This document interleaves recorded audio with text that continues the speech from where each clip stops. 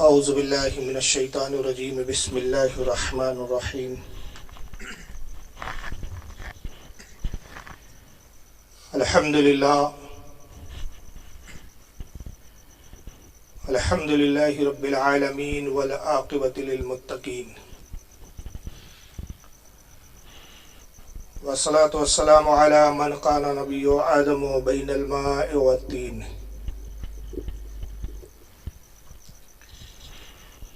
قال اللہ تبارک و تعالی فی القرآن المجید والفرقان الحمید ہن لباس لکم وانتم لباس لہن. قال رسول اللہ صلی اللہ تبارک و تعالی علیہ وسلم النکاح من سنتی فمن رغب عن سنتی فلیس منی.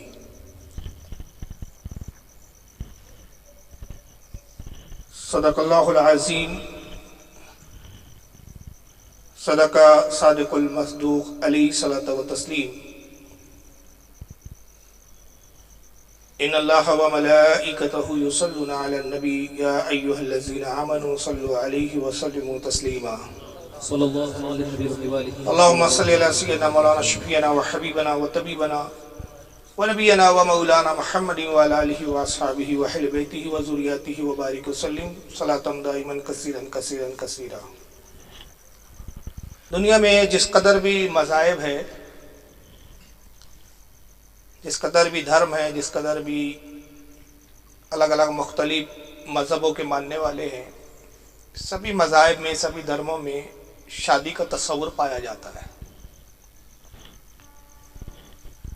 ہاں، جو لا مذہب ہوتے ہیں، کسی مذہب کو نہیں مانتے، تو ان کے یہاں پہ شادی کا معاملہ نہیں ہوتا ہے. ایک مقررہ وقت پر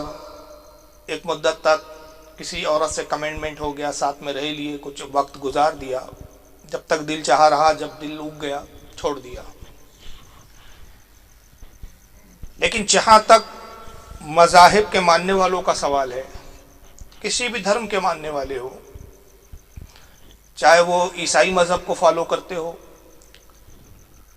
چاہے وہ یہودی مذہب کو مانتے ہو، جیوس ہو، کرسچن ہو، یا مشرک ہی کیوں نہ ہو. اب مشرک میں ساری قومیں آ گئی، ہندو بھی ہے، بودھسٹ بھی ہیں، اور ساری قومیں کہ جو ایک خدا کے علاوہ بہت سارے خداؤں کا تصور رکھتی ہے. تو جتنے بھی مذہب ہیں، جتنے بھی دھرم ہیں، سب میں شادی کا تصور پایا جاتا ہے. شادی کا ایک دستور ہے، ایک رسم ہے، اور دنیا کے تمام مذاہب اس کو قبول کرتے ہیں، مانتے ہیں کہ خالق کائنات نے، رب تبارک و تعالیٰ نے انسان میں دو جنس پیدا کیے ہیں، ایک مرد اور ایک عورت، جس کو انگریزی میں میل اور فیمیل کہتے ہیں، اردو میں نر اور مادہ کہتے ہیں، عربی میں مذکر اور مؤنث کہتے ہیں. اور یہ دو جو کیٹیگریاں ہیں انسان میں، یا جو دو نفس ہے، مرد اور عورت، رب تبارک و تعالیٰ نے دونوں کو اپنی اپنی فطرت کے اعتبار سے ایسا پیدا فرمایا، ایسا خلق فرمایا کہ ایک دوسرے کی ضرورت ان لوگوں کو پڑتی ہے. زندگی میں مرد ایک عورت کی ضرورت کو محسوس کرتا ہے، ایک عورت مرد کی ضرورت کو محسوس کرتی ہے. انسان کی فطرت میں اللہ رب العزت نے یہ بات رکھی ہے کہ وہ اپنے ایک ہم جنس کے ساتھ، ہم جنس سے مراد انسانیت کے اعتبار سے، اور پھر انسان میں جو جنس ہے اس میں دو مختلف کیٹیگریاں، مرد اور عورت، ان کا یکجہتی کے ساتھ رہنا، ایک دوسرے کا غمخوار ہونا، ایک دوسرے کے احساسات کو محسوس کرنا، یہ اللہ رب العزت نے انسان کی تخلیق کے ساتھ ہی فطرت میں اس کے رکھا ہے. اور یہ فطرت اس لیے ہے کہ جو سب سے پہلے انسان ہے، جن سے ساری انسانیت چلی، جو منبع انسان ہے، جو انسانیت کے اصل ہے یا مرکز انسانیت ہے، یا اصل انسانیت ہے، یا تمام انسانوں کے جو باپ ہے، جنہیں حضرت آدم علیہ السلام کہا جاتا ہے، جب اللہ تعالیٰ نے انہیں خلق فرمایا تو ان کی فطرت میں بھی یہ رکھا گیا کہ جنت میں ہونے کے باوجود ہر نعمت میسر ہے، مگر انہیں ایک عورت کی شدت کے ساتھ ضرورت محسوس ہوئی، ایک مخالف جنس کی انہیں بھی ضرورت محسوس ہوئی۔ حالانکہ جنت میں کوئی غم نہیں ہے، کوئی تکلیف نہیں ہے، کوئی پریشانی نہیں ہے، کوئی فکر نہیں ہے۔ جنت ہے ہی اس جگہ کا نام کہ جہاں تمام فکریں ختم ہو جاتی ہے۔ جنت ہے ہی وہ مقام کہ جہاں انسان کو نہ کسی تکلیف کا احساس ہے، نہ کسی چیز کی فکر ہے، نہ کسی بات کا غم ہے۔ فکروں سے، تکلیفوں سے اور غموں سے جس مسکن میں انسان اپنے آپ کو دور اور آزاد محسوس کرتا ہے، اس مقام کو جنت کہا جاتا ہے۔ لیکن ایسے پربہار ماحول میں رہنے کے باوجود، ایسے پرسکون ماحول میں رہنے کے باوجود، جبکہ فرشتوں کی جماعت ہے جو حضرت آدم کا دل لبھاتی ہے، حوریں ہیں، حسین و جمیل حوریں ہیں، ساری نعمتیں ہیں، سارے اسباب ہیں، جو چاہتے ہیں کھاتے ہیں، جو پینے کا دل چاہتا ہے وہ مشروب حاضر کر دیا جاتا ہے۔ ساری نعمتوں کے باوجود حضرت آدم علیہ السلام اپنا ایک ہم جنس کی کمی محسوس کرتے ہیں، ایک جنس چاہیے۔ انسان تنہا مہی ہوں اور کوئی انسان نظر نہیں آتا۔ جب ایک عرصہ گزر گیا تو خالق کائنات سے عرض کیا، رب قدیر، میں محسوس کرتا ہوں کہ میری طرح ایک انسان اور بھی ہو جس سے میں اپنی کچھ باتیں کر رکھ سکوں، اپنے خیالات کا تبادلہ کر سکوں،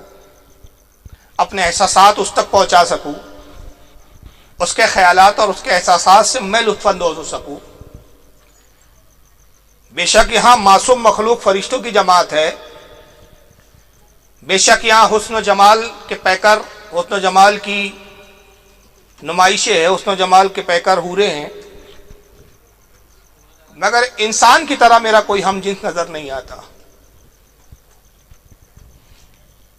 خالق کائنات نے حضرت آدم کی اس خواہش کو پورا فرمایا، اس لیے کہ جنت میں جنتی کی ہر خواہش کو پورا کیا جاتا ہے، اور یہ بات متفق علیہ ہے، اس پر کسی کا اختلاف نہیں کہ حضرت آدم علیہ السلام کی بائیں پسلی سے حضرت حوا کی تخلیق ہوئی، اور ایک گہری نیند میں حضرت آدم کو مبتلا کیا گیا۔ اس میں رب کی حکمت تھی۔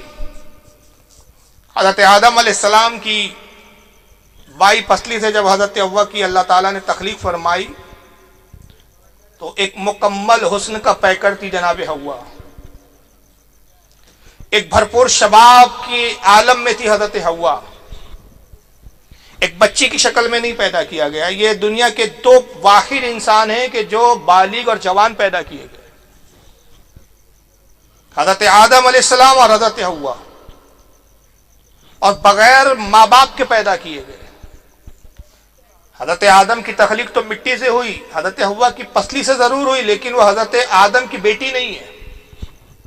حضرت آدم کے جسم کا حصہ ہے، اسی لیے شریک زندگی کہا گیا ہے خاتون کو۔ جب حضرت حوا کی تخلیق ہو گئی، جناب آدم علیہ السلام نے آنکھیں کھولی تو پہلو میں ایک حسن کے پیکر کو پایا، بڑی حسین تھی ہماری ماں حوا، اور حوا نام اس لیے پڑا کہ زندہ سے، حی سے پیدا کی گئی تھی، زندہ سے زندہ نکالی گئی تھی۔ تو دو بات کی مسرت محسوس کی حضرت آدم علیہ السلام نے حضرت حوا کو دیکھنے کے بعد، ایک یہ کہ اپنا ہم جنس تھا، اپنا غمخوار تھا، اپنے خیالات کے احساسات کو اس تک پہنچانے کا ایک ذریعہ تھا، تو چلو کوئی ہمارا ہم جنس ملا، یہ ایک خوشی۔ اور حضرت آدم علیہ السلام نے جو دوسری مسرت کا احساس کیا وہ یہ تھا کہ جنت میں جتنی حوریں تھی، اور حوروں کا حسن کیا ہے، مختلف حدیثیں آئی ہے حوروں کے حسن کے ذکر میں۔ کئی حضور نے فرمایا کہ حوروں کا حسن یہ ہے کہ اگر وہ اپنا دوپٹہ جو وہ اوڑھتی ہے، اوڑھنی،